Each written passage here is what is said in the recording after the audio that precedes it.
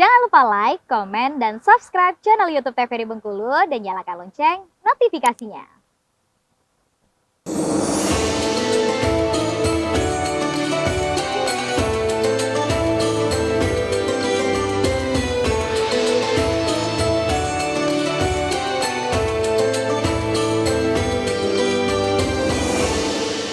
Baik, masih kembali pemirsa di Mitra Kalbu TVRI Bengkulu tentunya dengan tema kita yaitu mengenai tema bekal kita menyambut bulan suci Ramadan, dan narasumber kita masih bersama Bapak Ustadz Adi Sucipto dan juga ibu-ibu dari Majelis Taklim Babul Jannah tentunya. Nah, kita akan kembali mendengarkan tausiah singkatnya dari Al Ustadz sebelum kita kembali memberikan pertanyaan kepada ibu-ibu yang telah hadir di TVRI Bengkulu tentunya Pak Ustadz. Tadi tertunda mengenai Alkisah yang akan diceritakan tentunya. Boleh silakan Pak Ustadz. Baik, pemirsa TVRI Mitra Kalbu yang dimuliakan Allah SWT dan juga ibu-ibu, dikisahkan bahwasanya ada salah seorang sahabat bernama Tolha bin Ubaidillah. Tolha bin Ubaidillah ini dia bermimpi, mimpinya ketemu dengan dua orang sahabat Nabi yang dulunya pernah masuk Islam. Awal kisahnya, ibu-ibu semuanya, adalah ketika dua orang ini dari suku Das'at. Kemudian mereka berdua masuk Islam. Tak lama mereka masuk Islam, maka mereka ini sangat merindukan yang namanya jihad, yaitu berperang di jalan Allah. Akhirnya dua orang ini ikut bersama Rasulullah. Cuman satu orangnya ini wafat, yaitu syahid di jalan Allah Subhanahu Wa Taala. Sementara teman satu lagi masih hidup. Kemudian teman satu lagi dikasih umur panjang, setahun kemudian baru dia meninggal. Meninggalnya tidak sama seperti sahabat yang tadi. Sahabat yang tadi mati syahid ya. Kalau dia meninggal karena sakit. Kemudian tak lama berjalan waktu, Tolhah tadi bermimpi kepada dua orang tadi. Maka Tolhah dalam mimpinya itu berada di depan pintu sorga. Kemudian tak lama dia melihat di samping kanan kirinya ada dua orang tadi, yang sahabat Nabi yang masuk Islam dan meninggal waktu itu. Nah, saat dua orang tadi berada di samping kanannya, maka malaikat Ridwan, penjaga pintu sorga, keluar dan memanggil teman yang meninggal dalam keadaan sakit tadi duluan masuk sorga. Kemudian Tolhah tahu betul itu. Loh, kenapa yang duluan masuk sorga adalah sahabat yang meninggal sakit ya? Bukan kenapa yang bukan mati syahid gitu? Kemudian masuklah sahabat tadi yang meninggal dalam keadaan sakit tadi duluan dia masuk surga. Setelah masuk, maka tak lama kemudian datang malaikat Ridwan lagi memanggil yang temannya satu lagi yang mati syahid. Kemudian nyusul. Kemudian setelah itu kembali lagi malaikat Ridwan dan mengatakan kepada Tolhah, wahai Tolhah, irji anta. Wahai Tolhah, pulang, kembalilah kepada kembalilah engkau, sesungguhnya waktunya belum tiba untuk masuk ke dalam surga. Akhirnya mendengar kalimat malaikat Ridwan itu, maka Tolhah langsung terbangun dari tidurnya. Cuman ketika Tolhah bangun itu, dia semakin penasaran. Kok yang masuk surga duluan itu adalah orang yang sakit tadi, kenapa nggak mati syahid? Akhirnya semakin bertanya-tanya, akhirnya informasi mimpinya tadi disampaikan kepada para sahabat, sampai di telinga Rasulullah. Kemudian Rasulullah SAW memanggil Tolhah bin Ubaidillah. Apa kata Tolhah? Wahai Tolhah, wahai Rasulullah, saya bermimpi demikian. Apakah itu benar? Maka Rasulullah menjawab, itu benar mimpimu wahai Tolhah. Tetapi mengapa yang dulu masuk surga adalah yang sakit, bukan yang mati syahid? Kemudian Rasulullah SAW menjawab, wahai Tolhah, bukankah orang yang sakit tadi dipanjangkan umur setahunnya kemudian? Betul ya Rasulullah. Bukankah yang sakit tadi masih ketemu dengan bulan Ramadan? Betul. Nah, itulah gara-gara dia ketemu dengan bulan Ramadan, maka dia masuk surga duluan. Meskipun temannya tadi mati syahid, tetapi belum pernah bertemu dengan bulan Ramadan.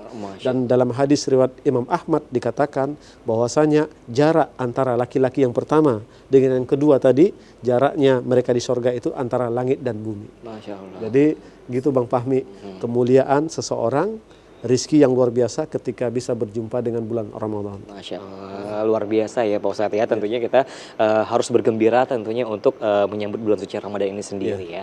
Nah, mungkin ada pertanyaan dari ibu-ibu Majelis Taklim Babul Jannah. Silakan mungkin dengan pertanyaannya dengan tema kita mengenai bekal menyambut bulan suci Ramadan. Nah, ada mau bertanya silakan. Oh iya, silakan Ibu. Sebutin namanya ya. Assalamualaikum warahmatullahi wabarakatuh. Waalaikumsalam warahmatullahi wabarakatuh. Saya nama Ibu Nani Haryati Arifin.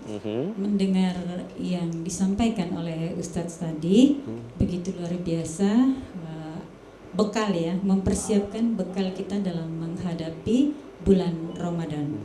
Tentu kalau bicara masalah bekal, tentu juga maksudnya tidak hanya masalah ekonomi atau uang ya yang harus kita persiapkan untuk apa bekal kita menghadapi bulan Ramadan, tetapi ada hal-hal yang sangat penting sehingga nantinya dalam kita menjalankan ibadah puasa kita nanti, semua dosa yang kita harapkan dapat diampuni oleh Allah, karena yang kita ketahui bulan Ramadan adalah suatu bulan yang sangat luar biasa di mana Allah akan mengampuni seluruh dosa-dosa kita. Begitu Pak Ustadz, mungkin apa aja mungkin ya selain terutama ekonomi, mungkin yang lainnya maksudnya berupa ibadah. Begitu aja. Terima kasih. Baik, terima kasih Ibu. Luar biasa pertanyaannya tentunya. Silakan Pak Ustadz dijawab tentunya. Nani tadi ya? Iya, Masya Allah. Baik, tentu sesuai dengan tema kita, yaitu tentang bekal kita dalam menghadapi bulan Ramadan. Kita sama-sama tahu tadi Bu, bagaimana anugerah yang Allah berikan ketika kita bisa bertemu dengan bulan Ramadan. Tentu kita butuh yang namanya bekal persiapan. Sama seperti kedatangan tamu yang agung ya, mungkin sosok presiden atau siapa ya datang ke rumah kita, pasti kita akan menyiapkan makanan ya, minuman, apalagi tempat yang terbaik. Begitu juga dengan bulan Ramadan. Maka dari itu Bunda yang dimuliakan oleh Allah SWT, termasuk pemirsa Mutiara Kolbu TVRI Bengkulu, bekal-bekal kita diantaranya yang utama adalah bekal maknawiyah, yaitu bekal secara spiritual. Nah, ini disebut dengan bekal jiwa kita. Kenapa Bunda? Semuanya yang dimuliakan oleh Allah, karena ketika kita menyambut bulan Ramadan dan mengisi bulan Ramadan, hati kita harus bersih, ya. Hati kita harus lapang, hati kita harus senang gitu ya. Kenapa? Karena ketika kita sudah senang saja, maka ada hadisnya Bang Fahmi. Hadis ini meskipun dhaif tetapi bisa diamalkan. Apa kata Rasulullah? Fa'iza kana awwalu lailatin nazalallahu ilaihim. Apabila malam pertama bulan Ramadan itu tiba, menghampiri semua manusia, maka Allah melihat wajah-wajah manusia itu. Wa man nazalallahu ilaihim lam yu'adzibuhu abada. Barang siapa yang wajahnya itu, nah sekarang wajah kita ini gimana ketika masuk Ramadan? Pasti gembira kan? Kalau wajahnya gembira dan Allah melihat, maka Allah tidak mengazabkan dirinya selama-lamanya. Nah, meskipun hadis ini dhaif, tetapi dalam untuk meningkatkan semangat kita tidak masalah ya. Nah, justru di sini ada disebut dengan farhah wasurur, hati yang bahagia, hati yang senang karena kita kedatangan bulan mulia. Nah, hati yang senang, wajah yang gembira itu refleksi dari jiwa kita. Jiwa kita tentram, nyaman, iman kita kuat. Maka dari itu bekal kita harus menyiapkan mental kita dengan membersihkan jiwa kita, hati kita dengan rajin melakukan sholat. Maka di bulan Sya'ban ini kita senantiasa rajin, contohnya baca Quran. Maka para ulama menyebutkan syahrul Sya'ban itu adalah syahrul Qura. Bulan Sya'ban itu adalah bulan untuk membaca Quran. Kenapa? Karena bulan Sya'ban itu kalau dia rajin baca Quran, kemudian belajar baca Quran, harapannya ketika nanti bulan Ramadan dia sudah terbiasa. Dia sudah enggak bahasanya gitu, enggak macet lagi, enggak kaku ya ketika baca Quran. Kenapa? Karena terbiasa gitu. Saat bulan Ramadan dia sudah makin kencang membaca Quran gitu. Makin lancar ya Pak Ustadz. Nah, makin lancar seperti itu. Kemudian juga ketika itu kita juga terbiasa dengan puasa sunnah. Puasa sunnah, apalagi bulan Sya'ban ini kita puasa sunnah Sya'ban. Dari Aisyah radhiallahu anha, istri Nabi, dia mengatakan bahwasanya saya tidak pernah melihat Nabi puasa yang paling banyak puasa sunnahnya melainkan bulan Sya'ban. Ya, maka Nabi biasa melakukan puasa-puasa sunnah bulan Sya'ban supaya mengkondisikan jiwanya, mentalnya, spiritualnya ketika masuk Ramadan sudah terbiasa. Kemudian juga beliau sudah terbiasa bangun malam. Maka dari itu kita bunda dan pemirsa semuanya biasakan bangun malam lebih awal. Supaya apa? Saat nanti ketika sahur kita udah nyantai gitu ya. Kita bukan dibangunkan lagi, tapi kita sudah bangun sendiri ya. Mengisi waktu-waktu kita, waktu sahur itu dengan ibadah. Mungkin bunda sebelum masak masih sempat sholat tahajud ya. Betul kan gitu. Sudah terbiasa gitu. Kemudian begitu juga anak-anak kita.